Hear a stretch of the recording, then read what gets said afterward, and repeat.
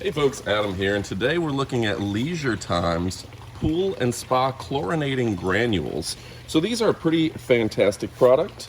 It is safety sealed, so you're going to want to kind of squeeze together to open, and you can see the granules in here. Now, if you have a pool and spa, you're going to want to pick Leisure Time Spa 56 Chlorinating Granules, and this is going to get rid of any mildew, any green, anything that's in your pool or spa.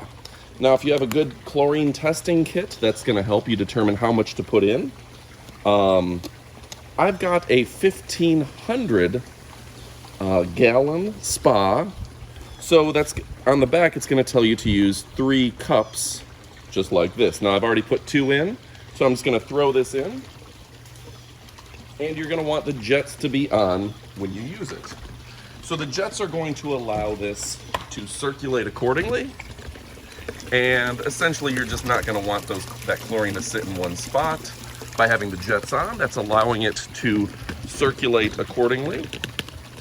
And like I said, it's going to be getting rid of the unnecessary